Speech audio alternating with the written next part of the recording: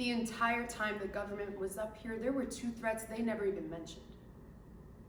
You're going to die, viejo. You're going to die, old man. Te voy a matar. I'm going to kill you. The reason they never mentioned those threats to you, members of the jury, it's because those weren't the threats of the man on trial today. Those are the threats of their own witness, Arturo Bonilla. The same man who threatened, targeted, and trapped Georgie Abarro to the point where his only option was to defend himself. And it's for those three reasons, you'll see it for yourselves today. What he did was reasonable. So how did we get here? It's December 10th of last year. Georgie drops off his daughter and her friend that night at a concert happening. And once he drops them off, he starts working as an Uber driver. So he circles a block, he's waiting for customers, minding his own business, working hard as he always does. But what Georgie doesn't know is that Arturo Bonilla, the same man who had previously threatened to kill him, threatened that he would hunt Georgie down and do the job himself, well, he was close by. Out of nowhere, Bonilla is there. He starts laying on his car horn. He's screaming nonstop, waving his arm out of the window, holding what Georgie believes is a gun. The chills run up the back of Georgie's spine. He drives away.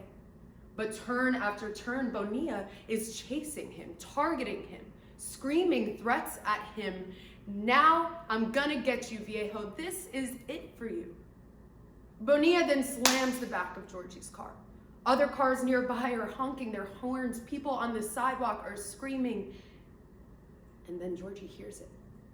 Pop. A gunshot. Fearing for his life, Georgie reaches down and grabs a gun that you'll learn was given to him by a friend for protection. Bonilla then swerves from out behind Georgie's car. Georgie's watching in his rearview mirror. Bonilla comes up fast on Georgie's right, and as he's passing, there it is again. Pop. Another gunshot. Trapped and defending his own life, Georgie returns fire. I want to take a moment and introduce you to the man who had no choice but to defend himself that day. Georgie, do you mind standing with us, please? Members of the jury, this is Georgie Abarro. He's from Palmas. He's a father, a widower. Ever since he lost his wife last year, he's worked 3 jobs to make ends meet for him and his daughter, Kelly. You can take your seat, thank you. What you'll learn today is that the government's witness, Arturo Bonilla, the bichote, the boss here in Palmas, it started seeing Georgie's little girl. Now the government, while they were up here, they told you a little bit about a time that Arturo Bonilla and Georgie met at a bar fight about a week before the shooting. They told you that Georgie lost it that night, how he pushed Bonilla, he hit him with a punch, he had to get pulled out of the bar that night. Members of the jury, all of those things are true. But what they didn't tell you about that night and what you'll learn today is that in Georgie's eyes, that night he taught the bichote a lesson, and it was over. But in Bonilla's eyes, you'll learn that was only the beginning. You'll learn Bonilla was humiliated. He was furious that this older man, Georgie, just knocked him down in front of his entire crew for an entire bar to see. So right then, that night, that's when the threats on Georgie's life began. You're going to die, viejo. I'm going to kill you. He won't just have to take my word for it today. Bonilla will have to admit it to you himself when he takes a stand. How angry he was, how his pride was hurt, how he has a reputation to maintain around here.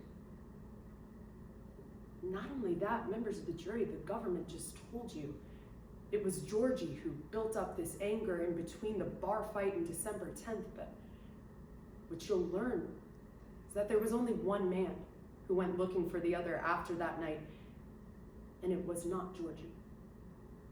No, in the days that followed, it was the government's witness who continued threatening Georgie. Threatening that Georgie's days were set. Threatening he was going to get back at Georgie when he least expected it.